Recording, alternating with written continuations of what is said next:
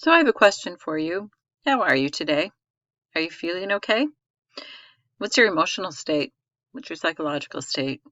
There are a lot of things that we need to consider when we talk about psychological disorders. But the one thing that is clear about psychological disorders is they're not really clear. And if there's one message I can give to you to start out this unit, it is this quote from Herman Melville: "Who in the rainbow can draw the line where the violet tint ends and the orange tint begins? Distinctly we see the difference in the colors, but where exactly does the one first blendingly enter into the other?" So with sanity and insanity. We can clearly identify people who are psychotic, who are speaking without talking to anybody, and we know they have a problem. It's easy for us to see them. But when it comes to things like anxiety and depression, and even post-traumatic stress disorder or reactions to trauma, it's very difficult sometimes to know when someone is experiencing what we would consider a completely normal reaction to a situation, even a anxiety for a test or something like that, to when they enter into a pathology or something that is seriously disrupting their lives. So today, my goal is to give you some guidelines for what psychologists use in order to understand when someone has entered into a state of really having their life impacted by this psychological or emotional condition, and also some of the tools that we use to diagnose some of the disorders. So just as a disclaimer before we begin talking about the different disorders, is this here. I will not go through each of these line by line, but I would ask you to take a moment to pause and to read through these things and to know that you are not alone. There are always things that you can do, places that you can go, and there is relief available for people who are suffering from psychological disorders. So, what is a psychological disorder exactly? So, when we look at this man here, and he has several piercings, think about standing next to him at Target. What would you think? Would you be intimidated? What if he's in a ink shop? He's in a tattoo parlor or a piercing parlor. Would this just look like a form of self-expression, or would it indicate self-harm? Likewise, the woman below, which I know is obstructed by my picture, she is wearing rings, and she's been wearing them around her neck since she was an infant. And actually, if those rings were taken off her neck, she would not be able to hold up her head. Now, that is a purely cultural expression, although if we were to see it here in, the upper Midwest, we might think, that's interesting. So what do we use? What kind of guidelines do we use to determine whether someone has a psychological disorder? So I'm going to give you a definition here as a harmful dysfunction in which a person's cognition, so their thinking, their emotional regulation, too much, too little, dysregulation, or their behavior, the outward expression of their behavior, are MUDA. So what does MUDA stand for? This is the most important one, and this is one that doctors will look at the most. Is this behavior, the thinking, or the emotional regulation, maladaptive? Is it so distressing or destructive to yourself or to others that it restricts your ability to work, to attend school, etc.? Now, this man right here might have a hard time getting a job at Target, for example. And my daughter even she has a tattoo on her forearm. And when she worked at another local large chain, she had to wear long sleeves at work because they didn't allow tattoos. But she doesn't have a psychological disorder. Her tattoo is not maladaptive in and of itself. And so that is something that we need to think about. Is it unjustifiable or irrational? Now, if somebody has just lost someone due to death, would we expect them to be sad? Of course we would. That is not irrational.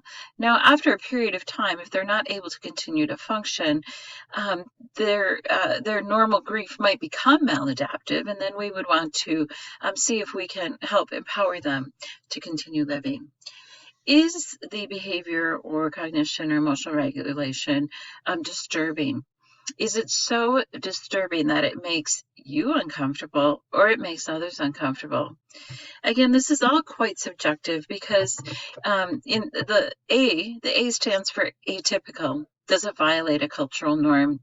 Now, the man on the top, it's likely that his picture, that this, in the subculture that he lives in, that this is not atypical, and that he has no problems at all with a psychological disorder. It's very likely that the woman below lives in a culture in Padua where the neck ring is quite common, and so neither of these would be considered to have a psychological disorder. But again, the question comes down to, is whatever it is the person's doing or experiencing maladaptive? And that is the primary criteria for looking at psychological disorders.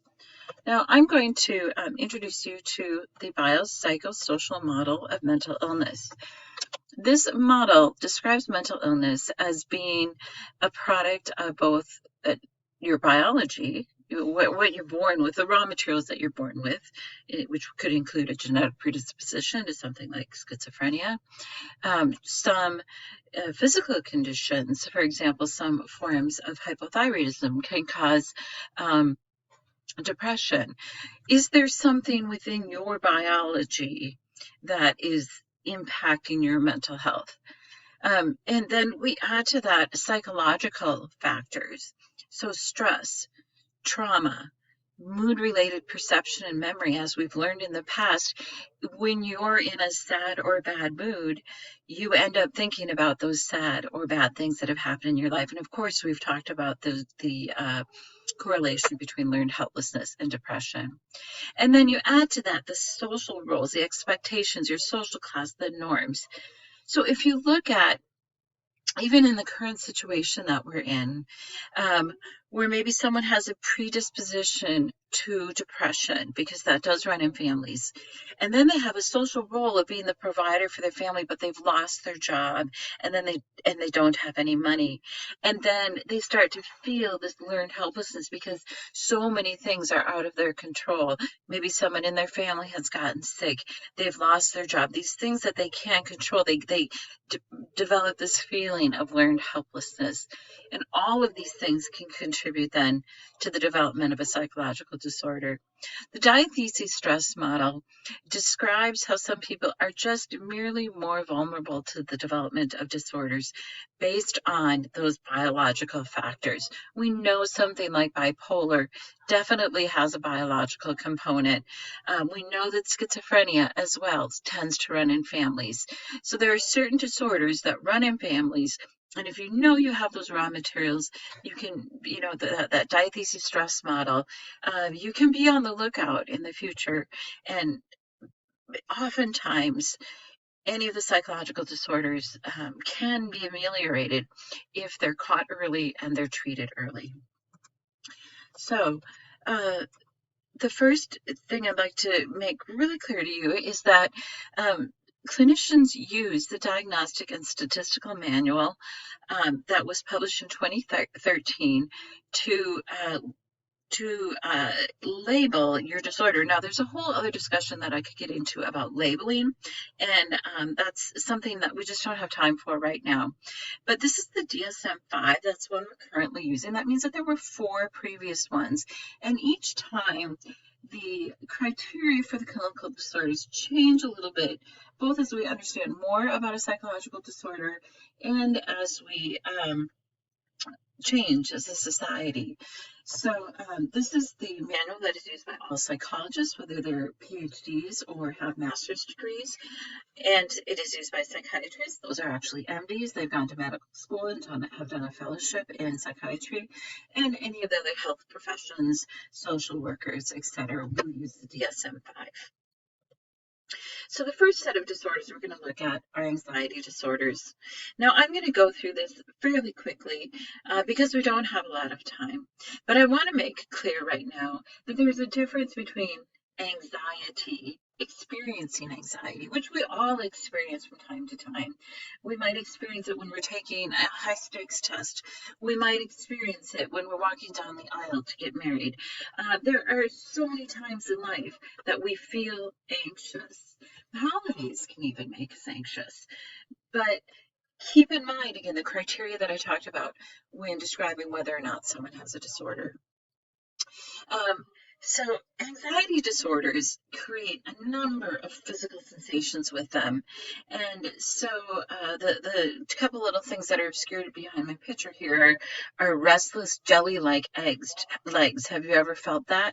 Or sweating or shivering, difficulty swallowing, dizzy, mind racing, feeling breathless. These are all examples of your sympathetic nervous system ramping up and dealing with anxiety. But it doesn't mean that you have a disorder, like I said before. It means that you're dealing with anxiety. But anxiety disorders are quite common, and the lifetime rates are holding at about 19% of us who will need help at some point in time with our anxiety disorder, or whose anxiety will get to the point where it's maladaptive. So what are some reasons? You know what? Bad things happen. Bad things that happen can cause us a lot of anxiety. Losing a job, a death in the family, family members struggling with chemical dependency, divorce, etc. All of these things cause us stress, they cause change, and they can cause anxiety, and they can cause it to persist. And people with an anxiety disorder have an excessive worry. In fact, it's so excessive that they feel like this sense of doom, like something really, really terrible is going to happen. But it's not fleeting. It's something that continues to plague them day after day after day. We also have classical conditioning involved in anxiety disorders, especially when it comes to negative reinforcement. Phobias fall under the anxiety disorder. So let's say that I have an irrational fear of poisonous snakes, and by avoiding going out of my house, that behavior is reinforced. I avoid the negative feeling that I might walk out of my house and see a poisonous snake. So classical conditioning is also involved in anxiety disorders. We do have some genetic predispositions to anxiety disorders, such as panic disorder, and women actually also have a mechanism that makes us more likely to develop an anxiety disorder. Chemical imbalances can cause anxiety disorders, and the chief complaint of anxiety disorders comes from autonomic nervous system arousal. Especially, these are symptoms that we feel all over our body. So the ANS, which is the heart and the lungs, the breathing and everything, and then the body. We feel it everywhere, just like I have on this picture. I'm going to talk about this first one before I move on to my next recording. These are the symptoms of generalized anxiety disorder. Now, I'm sure all of you can relate to this in some way, but I would like you to look at the top. It says anxiety excessive, lasting over 6 months, associated with 3 or more of the following. So, in other words, the first half of your senior year, maybe the second half of your senior year, it's expected that you're going to feel anxious. That is an anxiety-provoking time of life for many people as they contemplate what they're going to do with their future.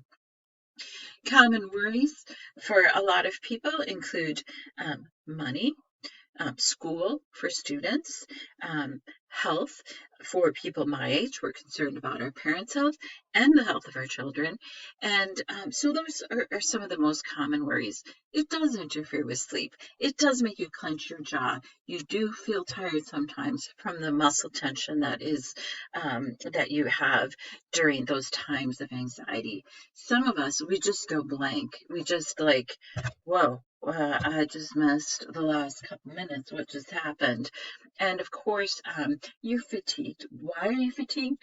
Because your nervous system is using up a heck of a lot of energy being anxious. So I'll catch you on the next video. Thank you.